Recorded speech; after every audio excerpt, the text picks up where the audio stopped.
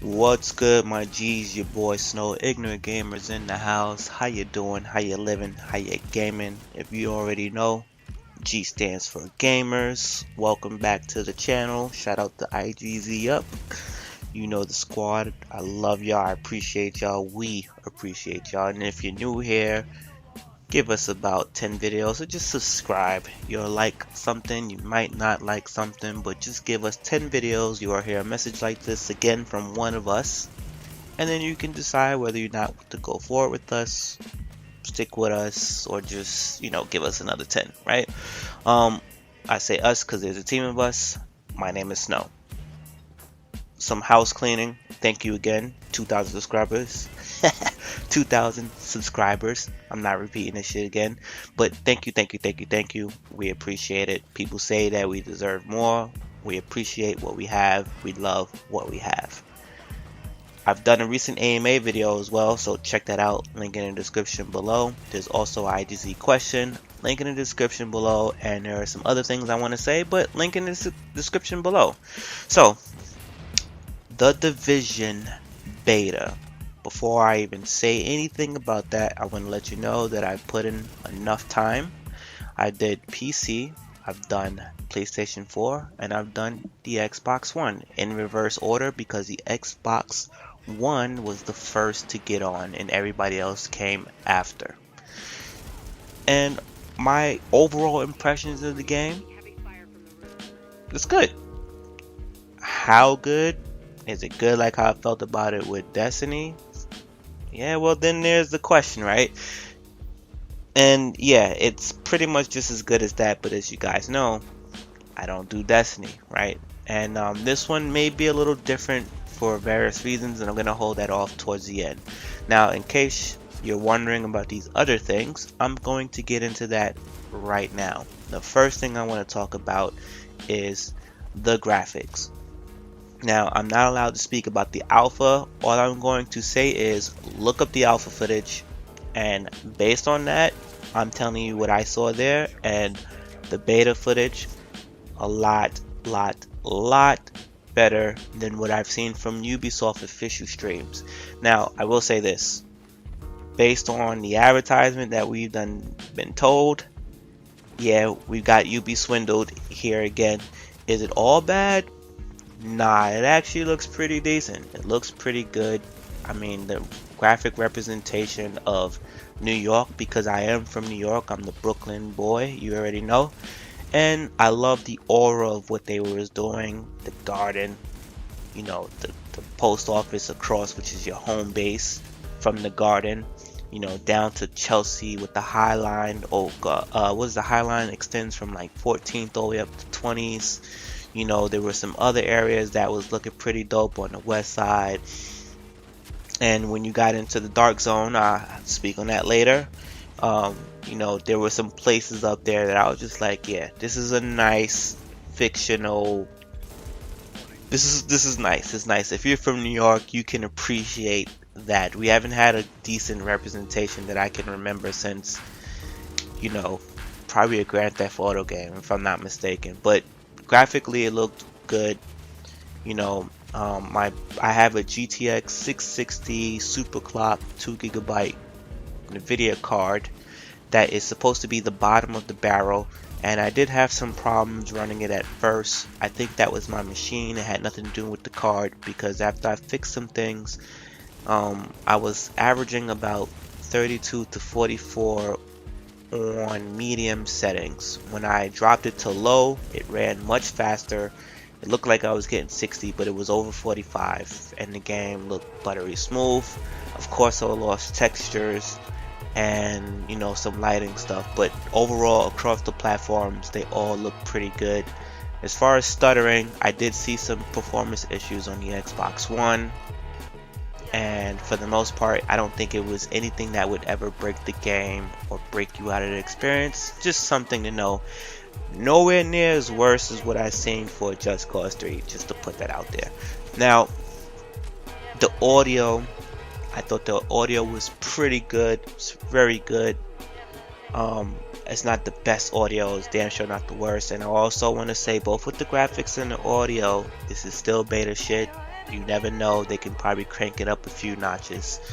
The beta was about 25 gigabytes per platform, so for what we were playing in just that small aspect, there was a lot that they crammed in there. So I expect this to be a 45 gigabyte game from stock.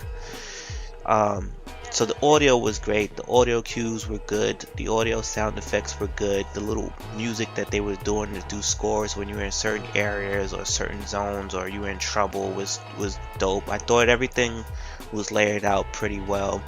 The only thing that is concerning me, and I thought that the Watch Dogs, this is nothing to do with Watch Dogs, but because it's Ubi, I know they're paying attention to this. The chatter among NPCs, whether they're enemies or foes or together or toward you, is a lot better in that game. So I kind of expected it to roll over here, because as a gaming industry, they've all been doing better with that. And I'm hoping that just because it was the beta, that we've seen a lot of repetitive things early because it was such a tightly knit thing. So I'm gonna leave that alone. The story, I'm not gonna tell you the story, but they do give you a nice little mission, a real one mission and a real side mission, to give you some audio cues about what's going on and what's happening. And you know, it's an intro mission. It seems like things get turned up a notch. I have some other issues that's going on with that, and it kind of deals with, actually I don't even want to talk about it because I don't want to seem like it's swaying you. It's just a personal thing. I think that this will be a decent story and that will get better over time. People who play Watch Dogs will understand this. People who played and completed Watch Dogs will understand this. I feel that this game will start off very slow, and if you can get through the slowness towards the end, it will fucking get crazy, right? My next thing that I want to talk about before I get it into any deeper, and I have to praise this, is the loading screens. And I said praise. I swear to you, when you're in this world, it's not loading. There's like 2 or 3 slick loading sequences that are totally make sense. You didn't see any loading unless you just turned the game on, or if you hopped in a friend's party and you were already playing the game. That's the only time you see that. That's the only time that I saw it. If anyone's seen it anywhere else, please let me know. And I'm talking about like smack dead in your face saying loading with the bar in the middle. Those are the only times I see it. The little slick loadings that they do is when you go in and out of the home base and the spot that changes you from the regular world to the dark zone world. I'll talk more about the dark zone in a minute. Now when you go in the base, because those things it's kind of like a purifier, is trying to clean the plague or this virus off your contaminated stuff, like off of you for a little bit. And you walk through this at a slow pace, giving you enough time, I'd say about 10 seconds or so, to get this off you. And then when you get through, you can move regularly. So it doesn't matter if you're going into the home base or you're coming out of the home base, or if you coming out of the home base to the world, or if you're going from the world switching over to the dark zone, which is the highly contaminated place. And there's a reason to go there, although it's PvP in there, but there's a reason to go there. You know, it makes perfect sense, right? So enough of the loading screens. Shout out to you guys for that. Now, I'm gonna say this for you people who are really asking this question, and you can bounce from this video then. Is this shit Destiny with real guns, aka a non-sci-fi Destiny? And the quick answer is no. No, no, no, no, and no. This is more of an RPG game that will be telling a story. And this is my opinion. If this game really is an RPG game that's telling a story, the story has to be the bomb. Which means I can probably get into this a little bit more than I ever could of Destiny. And because it's an RPG, that means the story has to be on point. You can lower your expectations if you are a Destiny player looking for a replacement. If you're not looking for a replacement and you can deal with all the things I am going to say next, and you just need another game to hold you down in between the years, This is probably the next best thing that you can play if you're not expanding your horizons to other platforms or other games. Now, the reason why I say that is I don't sci-fi games have the ability to do more, especially if they're MMO with raids, you know, iconic looking pieces, you know, new zones that look iconic, and new ways to tell bullshit stories but to get you to do granular things. And this game has some of that, but they're going to lose out on that sci-fi factor, that big boss factor, like a fucking tornado snake or a fucking tank spider or big ass pinwheel with an eye. Like, those kind of things can't be done in a game like this. So it's going to be interesting to see how they do this with content moving forward. But that's my honest opinion, and again, it is an opinion based on what I've been playing. So Destiny players looking for a replacement, this isn't that. This will probably be a great game for you to play because the looting is here. Alright, so let me get into the mechanics of this game. It's a third-person shooter.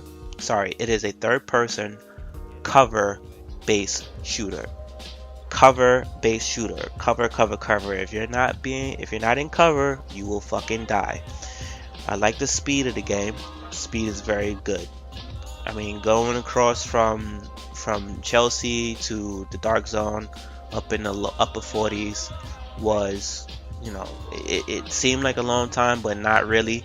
You get what I'm saying? Especially when you're running into things, you're encountering things. More on that in a few, but the speed of the game is pretty good. The cover system is amazing. I love that it's probably inspired by Ghost Recon Future Soldier. It probably has been tweaked from the Watch Dogs. This is all stuff within the brand of Ubi, but this is the Snowdrop engine delivering this, and it's all efficient. It works. It really fucking works. I like the suppression that you can do to enemies and even get suppressed. You know, I like that it's there. It does count. The time to kill here is reminiscent of RPG/MMOs. When you shoot people, you will see the numbers, of course. Biggest damage on the head, lowest damage on the limbs, and the center of the chest is almost always guaranteed to be a great enough thing. Time to kill has been looking pretty good. When you're about a number or two below or a number or two high, depending on your gun. And yes, that gun system is there. You got your regular, you got your green, you got your fucking orange, and you got your purple and your blue. Excuse the orange, I didn't mean to say orange. I don't recall seeing orange, but your green, your blue, and the purple. And to me, purple seems to be like the king of shit, right? With that said, there is no classes. And I kind of like that there's no classes because it gives you freedom to pick whatever it is that's available in the game. You know, your weapons, it also doesn't stop you from picking certain weapons. Your weapons, you know, you got some sniper rifles in there, you got some rifles, you got some, you know, submachines, you had some pistols in there. I think there was about 5 total. There was a shotgun in there too. About 6, maybe 6 to 8 different type of grenades, 6 to 8 consumables. You know, it's consumables that give you, like, you know, incinerate bullets and all this other kind of shit. You had some emotes in there, I think about 6 to 8 of those. And then you had some special abilities that was tied to your L1R1, aka LBRB. You know, one of them was like a scan. The other one was like, you know, you can heal yourself if you tap it, or you can heal everyone in the vicinity and shoot it at someone. The second one, which is kind of like a grenade, you shoot like a grenade at a stick, and then you can hit the RB button to detonate it, so you can kind of set a trap to someone, but you can't definitely shoot someone directly and let it land on them. And then another one was a shield that you can deploy, and you use your pistol. Shout out to Rainbow Six Siege. Now let me back it up real quick. So I said 2 medical type things. The radar thing is also a part of the medical thing. It is also part of the medic thing. Then you got the second item, which was the explosive thing, and then the third one was the shield. And in this game, you are working towards restoring New York City, pretty much, after someone done created some ugly ass virus. There is, in your base, there is a medical wing, there's a tech wing, and there's a security wing. And everything that you do in the world, on certain encounters and certain missions, you will be earning points to help develop those things. In the full game, you will be looking for people to help assist those three different divisions. I don't mean to say those three different parts of that, of those three different wings. Let's just say wings. And when you, the first mission you do, which takes you to Madison Square Garden, you're going to retrieve the medical person. So the reason why you have two is because you're doing the medical mission. Um, and the parts and whatever you do out in the world, which are marked blue and I think green, something else, it might have been another color, they add to that. And because I was able to get enough points in the medical, because that's the one that they dress up, I was able to get 2 unlocked items in the medical side, which means for tech and security, you'll be able to unlock more abilities as well. I like that. The perks, yes, you were also getting perks in the game, but they were not really available in the beta. So it's nice to know that that's there. And of course, there was a slew of shit that you saw a little glimpse of at the home base, but it wasn't available in the beta. And one of which is called crafting. And the crafting thing got me in. It got me curious because I want to know like what kind of crafting is available, right? So that's something to be excited about for people who are into that, and however they're gonna display that. Now the modes, you're probably like, well, what are the modes? So far, what we saw, there was 2 modes. There is your regular in the world, and then there's a shit called the dark zone. The dark zone is again the part of the city that was hit the hardest. I'm sure when the rest of the game is open, there's gonna be dark zones per borough if they're gonna do per boroughs, because Brooklyn is not there at launch. So the regular is basically, you know, where you're going to be doing all these side missions or your encounters or your missions, and these things can be done with 3 other players. So you actually can do these things together with some friends of yours. You could do matchmaking to redo certain missions in order to you know, and to do actual missions. You can do some matchmaking to go through, and it doesn't matter if they've done it or not. They will get the credit for it once it's done, so that's amazing. Um, and the encounters and the side missions, you know, those are what they are. Like, I don't even want to get into that. There better be a lot of encounters and side missions. That's all I will say.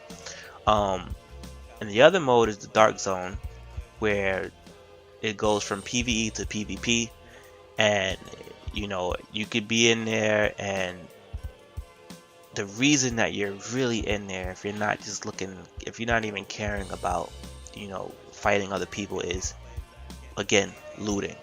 The loot in there, you're looting all over this game, but the weapons, the loot, the gear that you can acquire in there is supposed to be the best of the best. Like, that's the incentive for going in there. Like, you're not gonna have the best shit if you're not in there. And even the gun store that takes you from, there's a sequence that when you leave the regular streets and you go into the dark zone, there's a little interim where someone's selling some shit. You even look at that seller, they got some guns in there that you just ain't getting it. So you want to go into the dark zone regardless if you're trying to go in there to do the PvP part, but there's still PvE elements in there. You still will encounter bosses in there, and they're zoned out. This whole game is zoned out. There's an easy, like a 1 through 7 zone, and there's an 8 only zone, and blah blah blah. And these enemies, you know, can and will be higher than you, depending on the zone that you're in, and it will give you a nice battle. And some of them are about 10, 15 at some points, and you know, they can get real aggressive, which could be a negative or bad thing, and you know, you have to deal with it. But the fun part of this game, once you're done running around doing the easy stuff in the non-dark zone, is in the dark zone with other players, because everything that you acquire, which is at low volumes of gear and weapons in the dark zone, you have to successfully extract it, and you can only do at the beginning 6 items at a time. So when you're looting, you can get to a LZ or a extraction zone, and it takes a bit of time and other players may come. You might be with four. There's only 4 slots on the machine when it's time to extract, and you might have to fight. You might have to fight to get that extraction out, or you might get robbed, or you might rob some people, or everyone just sit there and everyone's protecting each other to make sure everyone gets extracted. It can get very weird, it can get very crazy, it can be very whatever at any time. Now, there's also dark zone money and regular zone money, and obviously you got to be in a dark zone to get that cash, and there are guns and prices associated with that. So, you know, it's a incentive there. Now, with all of that said, I am concerned that the bare minimum of what I experienced in the game without the raids and everything, the same way I experienced Destiny, is exactly what I'm going to see here. Now, I can tell you this, my friends that actually love Destiny, that's been playing this, they're doing the same shit. I mean, honestly, this beta could have been done in 4 hours of play. I got 9 hours through on the Xbox originally, before I called it quits. I think I had about 4, maybe 5 hours on the PS4 before I called it quits. And I told my boy Joseph, shout out to Exhausted, that I had 2 hours to give him on the PC. We ended up being 4 hours on that. So very quickly you can lose some time, and it's fun out the gate. Now, I will say this, 2 hours, 3 hours into each session that I played, I was already bored when I was restarting a character. That third hour plus, I was bored, and I think that's bored because exactly what I said, the game, the beta that they're allowing us to play, you know, you're not advancing the story, you're not getting new tasks and all that other stuff. I did all the tasks, and I did looking for the cell phones and all this other stuff. It got bored very, very, very early. The final game story is probably what's going to propel you through. The echoes, the side missions, and maybe the encounters, depending on how intricate and special they can be, will help you carry through. But this is why this is more of an RPG game versus an MMO game. So I'm going to tell you to make sure that you lower your expectations. And again, like I said in the beginning of the video, do not approach this as a Destiny replacement, because Destiny is built as an MMO and RPG second. This is a fucking RPG game that is not trying to be a year 1, year 2, year 3 type thing. And I think with that, you'll be okay. Will this be a game to purchase for me? I'm not really sure. I need to watch the professional reviewers when the game actually hits, and a few YouTubers when the game actually hits, to see that this game is going to give me the things that I need in order for me to play the game. If the story can be beat in 20 hours, you know, with some side missions, variants, or whatever, the end game will be good. I'm not caring about the DLC part, the paid DLC, which they said is going to be 3 different parts. I'm not caring about the free DLC that they're talking about, one of which is probably going to be Brooklyn, because that's not available for launch. At this point, I'm shifting away to approaching this as I approach Metal Gear Solid. If I was a Fallout fan, the same way I approach Fallout, where this big open world game is story driven, and I can get my story and I can be out and I'm okay. The looting and whatever is distractions, because it's not really supposed to be about the loot, but it will be about the loot for the loot players. And the loot stuff can never keep me in. Shout out to Borderlands as well. So that's my honest opinion. That's where I'm standing from. I could be missing some things or misinterpreting some things, but this is how the game interpreted to me. You know, you can see in the footage, if you're looking about certain things that I'm not commenting on, like your level gun and you being a certain level, these are all things that are built into RPG systems. I don't feel like I should need to comment on that. So I hope this video helps. It is a lot. We've all been waiting for this for a very long time, and I didn't think a 5 to 10 minute video will cover it. Ramon will probably have a shorter video, so I hope this helps. Your boy Snow, Ignorant Gamers, and I'm out. Peace.